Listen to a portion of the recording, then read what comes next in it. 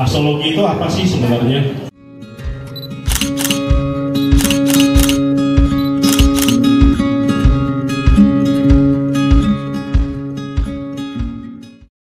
Yang familiar dengan astrologi siapa? Ada yang familiar ya? Oke, kalau ini udah hafal ya.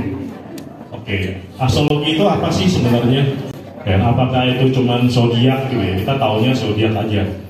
Padahal mungkin bisa coba aku kasih share beberapa. Next. Nah, mungkin hari ini kita coba ngelihat gimana astrologi dari perspektif untuk melihat potensi keuangan. Ya.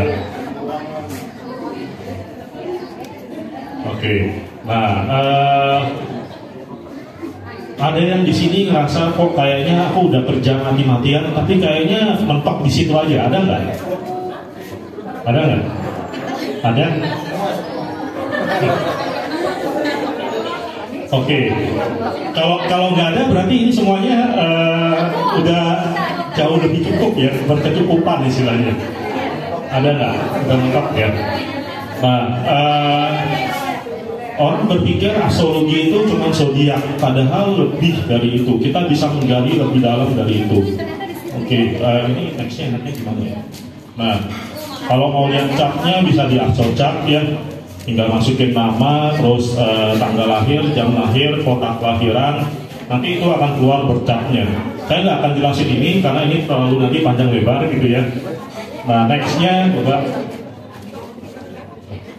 Nah, astrologi itu bukan cuma zodiak ya, jadi ini bercak, ada buletan, terus ada bagi kusut gitu ya di tengah-tengah. Nah, komponen dari bercak di astrologi itu sendiri. Nah, bercak itu apa? Bercak itu adalah bagian posisi planet di atas sana ya. Waktu kita lahir, planetnya ada di mana, dan itu menurut kepercayaan dari istilahnya, bukan kepercayaan doang ya, ilmu pengetahuan sains dari 5.000 tahun lalu ya, dari zaman Mesopotamia, itu bisa mempengaruhi kehidupan manusia di bumi.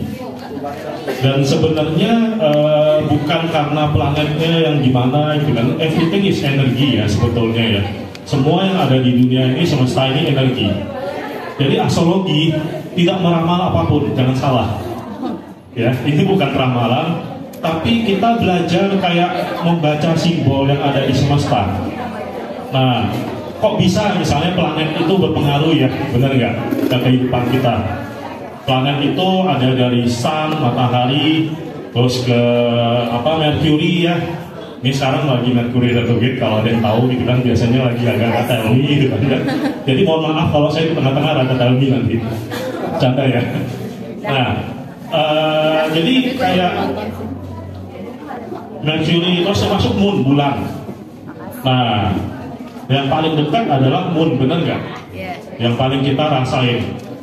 Kalau nggak percaya istilahnya planet ini ada hubungannya dengan kehidupan kita ya, coba lihat siapa yang di sini kalau full moon nggak bisa tidur, sulit tidur, ada nggak? Nah, ada. Nah, kenapa sulit tidur gitu ya? Karena ya segitu besarnya kekuatannya gitu ya, sehingga kita istilahnya ketarik. Tubuh kita 80% itu air laut aja pasang, bener nggak?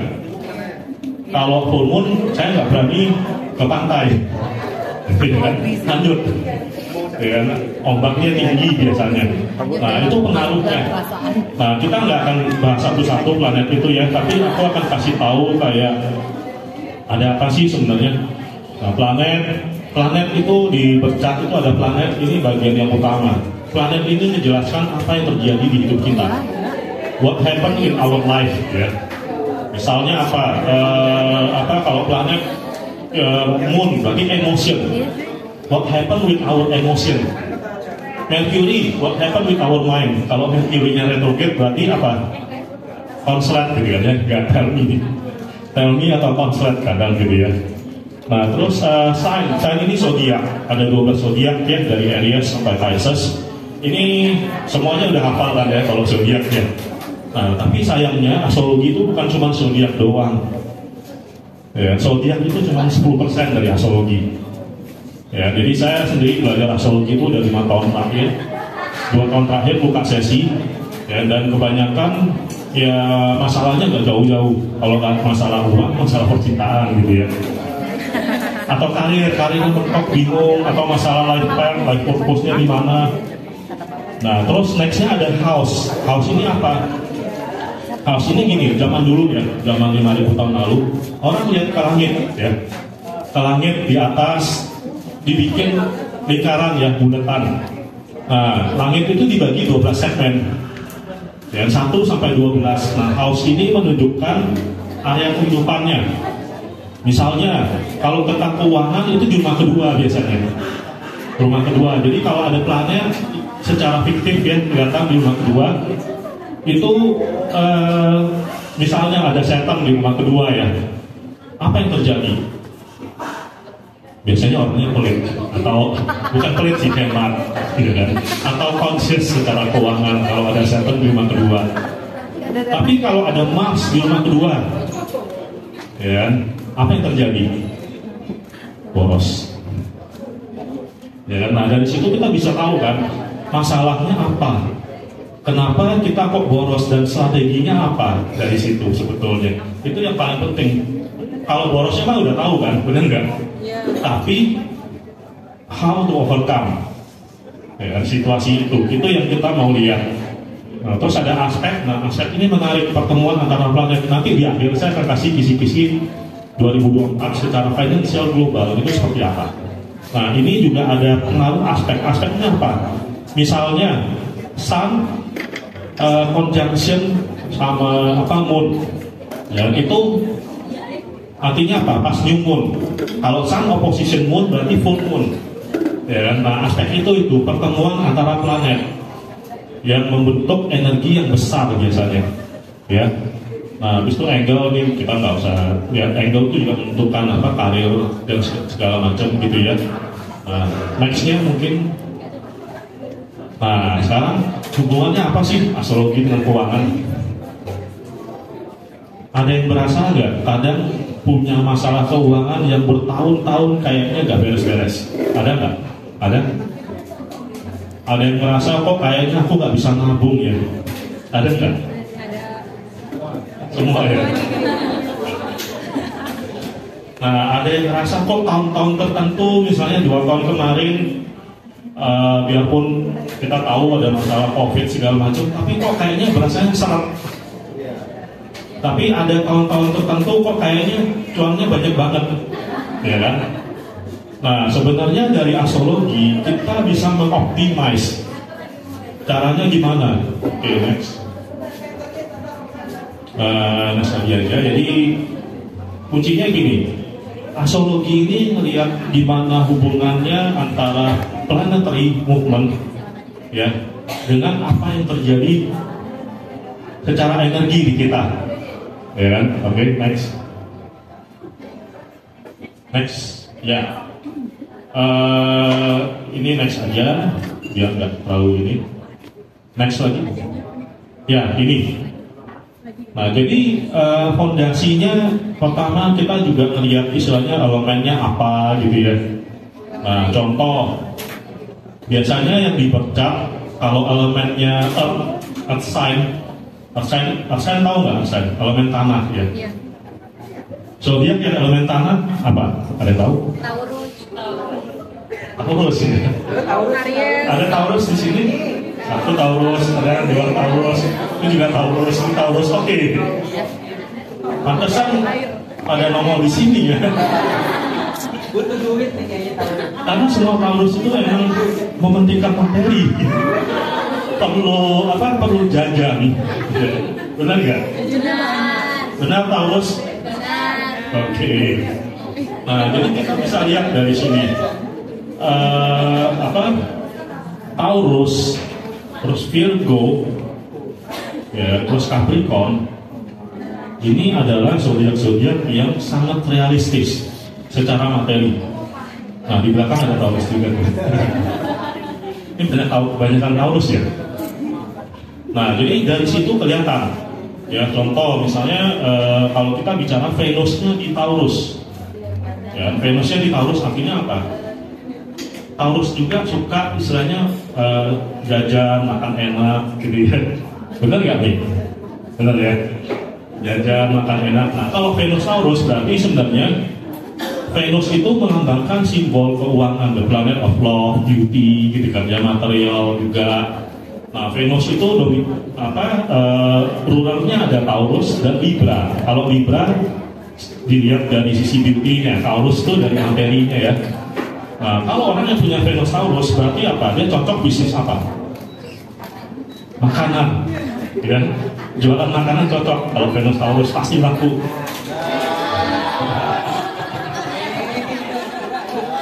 Oke. Nah, jualan makanan gitu ya, tapi jangan disuruh jualan besi, bingung dia, ya kan? Jualan besi nanti di wajah taburan gitu ya. Kiloan.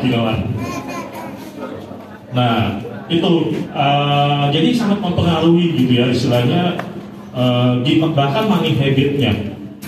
Ya, contoh kayak misalnya kalau Venusnya di Aries, ya. Aries kan api ya, benar nggak? Ada yang Aries di sini? Ada yang Aries? Ada, itu Aries. Nah, kalau Aries itu biasanya pola keuangannya kalau Venus di Aries itu apa kira-kira? Hah? Emosional, melihat orang emosional gitu.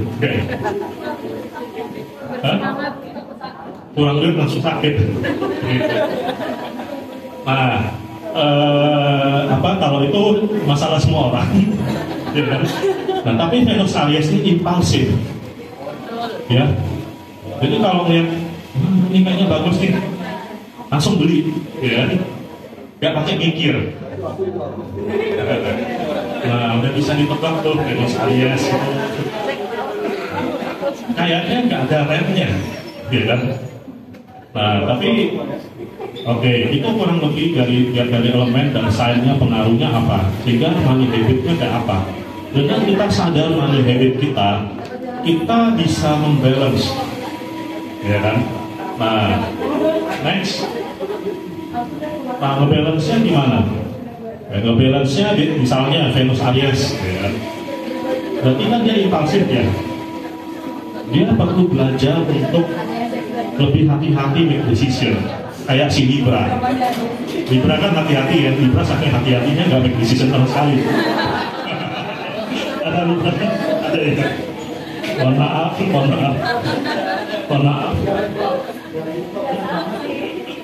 Benar apa? Benar? Enggak. 98%. Nah, jadi yang Venus Aries yang suka impulsif belajar tuh sama Libra. Bagaimana mereka tidak membuat decision sama sekali. Enggak ya kan? Tapi lama.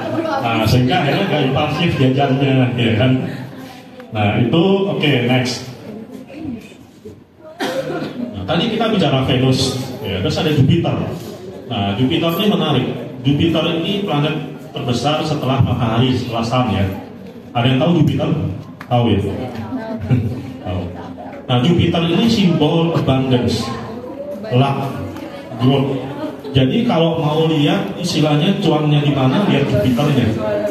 Faktor lucknya di mana, lihat Jupiternya. Ya, contoh, kalau Jupiternya di rumah kedua atau Jupiternya di Taurus, kira-kira apa artinya? Rumah kedua kan tadi tentang keuangan ya. Nah, kalau orang yang punya Jupiter di rumah kedua, dia tuh nggak pernah kesulitan soal duit. Lancar. Atau Jupiter Taurus. Nah, tahun ini Jupiter lagi transit di Taurus.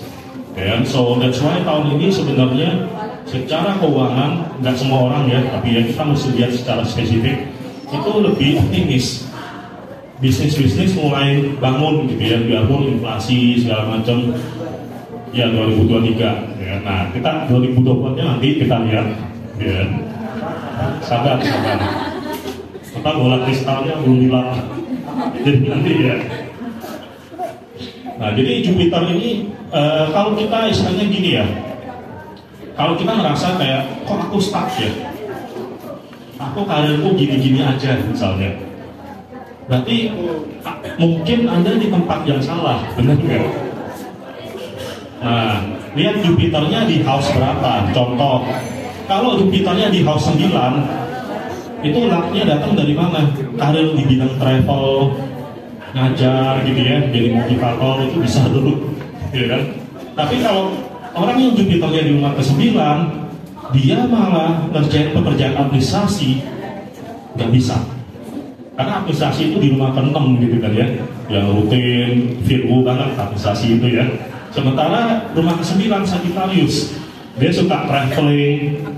Nah, jadi cek Jupiternya di house berapa itu menentukan istilahnya area mana yang bakal banyak lucknya, gitu kan? Kalau Jupiter yang keluar sih pasti lah kan, gitu kan? Cuma boros sama spendingnya banyak. Oke, nah itu Jupiter. Terus nextnya Saturn. Ya, kalau Jupiter tentang luck, Saturn kira-kira tentang apa? Saturn ini Jupiter optimis, Saturn pesimis.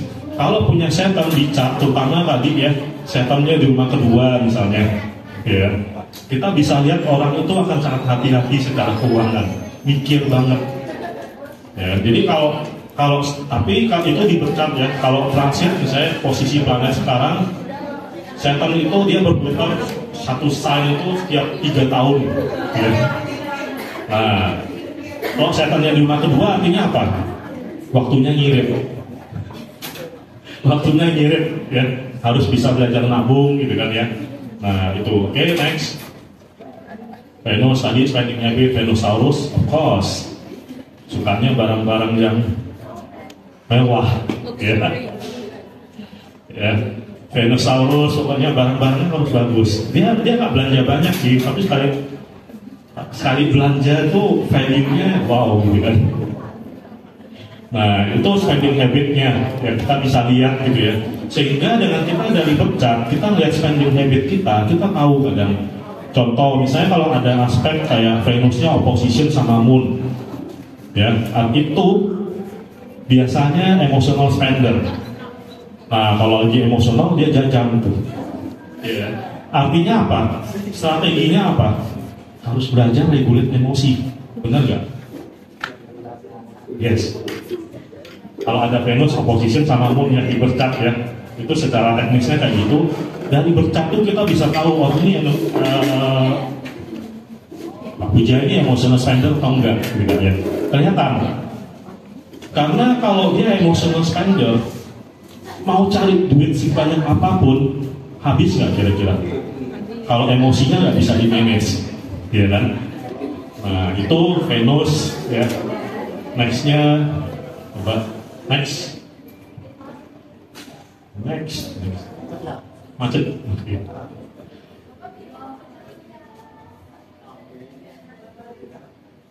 Dan juga ini earning potensialnya. Ya, misalnya kalau di aspek ya ada Venus trine sama Jupiter. Karena Jupiter kan dia memperbesar ya potensinya ya. Trine itu aspeknya yang kita bisa bilang itu gift. Artinya apa? Dia potensi untuk menghasilkan mengakumulasi kekayaannya besar sekali dibandingkan orang yang misalnya Venusnya trine sama Saturn, irit ditinggalnya ada limitasinya. Bukan berarti dia nggak bisa. Nah, the beauty of belajar astrologi itu gini. Kadang kita ngerasa potensi kita di sini aja, benar nggak? Nah, the beauty of astrologi kalau kita ngerti how to handle this, actually kapasitas itu bisa diperbesar. Ya. Nah, kalau orang yang Venusnya malah trine sama Saturn, untuk bisa sekaya orang yang Venusnya trine sama Jupiter, apa yang harus dilakuin? Saturn bukan tentang emosi, tapi disiplin. Yes, disiplin. Jadi dia harus jauh lebih disiplin di kerja, ya, sehingga bisa menyamai potensi orang yang Venusnya trine dengan Saturn, dengan Jupiter. Karena kalau Venusnya trine sama Jupiter, dia duduk-duduk ongkang-ongkang kaki aja tuh begitu datang. Kebayang ya? Nah, itu bahasa biasanya, jangan sampai kayak gitu ya, jangan nanti orang Jangan nanti bilang, oh kata Bernard di kamu kaki aja, kalau Venus Jupiter dia datang. No, bukan seperti itu. Energi dia tuh lebih dia secara energi akan lebih reseptif, lebih rileks. Orang yang lebih rileks Jupiter ya, atau ada yang Sagittarius di sini. Nah, Sagittarius itu happy go lucky, benar nggak? Relax, happy go lucky, nggak terlalu banyak pusing di hidup. Makanya kadang duit datang gitu aja kan, benar nggak? Nah itu dia. Nah itu nextnya juga pilihan investasinya kita bisa lihat dari Venus sign juga. Kalau Venus Libra berarti investnya di hal-hal yang terkait dengan beauty, mau buka apa misalnya klinik estetika, itu orang Venus Libra cocok, iya kan? Tapi kalau Venus Capricorn jangan, nggak sabaran. kayak Capricorn ya, terlalu serius ya. Nah itu contohnya. Terus di relationship patternnya kayak apa gitu kan ya, misalnya Venus Leo. Kalau Venus Leo jadi pembicara cocok ya kan, karena dia suka mengentertain itu. Kenapa? Venus Virgo biasanya di bidang kesehatan, di bidang wellness ya, karena dia sangat telaten memperhatikan pasiennya atau kliennya. Hah? Udah bener, jalannya udah bener, Mila jalannya udah bener, Venus Virgo. Nah, jadi lihat dari situ aja kita tahu sebenarnya potensi kita itu sampai di mana, seperti apa, ya kan? Jangan nanti harusnya di wellness malah Mila jual pisang goreng gitu kan ya. Berlawanan. Pisang goreng itu Venus Taurus, ya enggak? Nah, itu ya. Oke, next. Nah, tadi dari planet, sekarang kita lihat dari house-nya. House itu ada 1 sampai 12. Ya, rumah pertama tentang self identity, personality, ego. Rumah kedua tentang financial. Nah, financial ada 2 rumah yang penting, 2 dan 8 ya. Tapi kalau mau komplit 6, rumah ke-6 juga penting, rumah ke-10 juga penting. Rumah ke-6 tentang rutinitas kita, pekerjaan sehari-hari. 10 karirnya. Nah, rumah kedua ini benar-benar personal finance, your self worth, your value, semuanya gitu ya. Itu ada di rumah kedua. Oke, nah nextnya rumah ke-8 ini adalah kalau rumah kedua keuangan pribadi, kalau rumah ke-8 itu keuangan bersama. Misalnya kalau bikin bisnis ya, nah itu uang company istilahnya. Jadi jangan digabung untuk uang pribadi, uang company jangan digabung. Nah rumah ke-8 ini adalah uang bersama atau uang bersama pasangan. Contoh, kalau Venusnya di rumah ke-8 biasanya ya, dia kalau relationship-nya bagus atau berpasangan, biasanya cuannya lebih bagus. Kalau sendirian, gitu-gitu aja dianya. Kebayang ya? Nah itu Venusnya di ini di rumah ke-8 gitu ya, dimana kita misalnya keuangan bersama. Oke? Sampai sini makin jelas atau makin bingung? Makin jelas. Bingung ya? Nah tapi kalau bingung, oke, berarti mencerna ya. Tinggal nanti gimana nextnya belajar lebih dalam. Nah next. Nah tadi kita bicara potensi yang ada di bercat. Ya, kalau misalnya Venus Taurus dia cocok jualan pisang goreng gitu kan ya. Kalau Venus Virgo cocok jualan essential oil, Mila gitu kan ya. Terus ada sana ada Masia juga. Masia Venusnya apa ya? Lupa. Ya. Nah, kalau Venus Libra itu sesuatu yang sifatnya estetik. Beauty, estetik, dengan fashion itu cocok Venus Libra. Seni termasuk. Ya, itu Venus Libra gitu ya.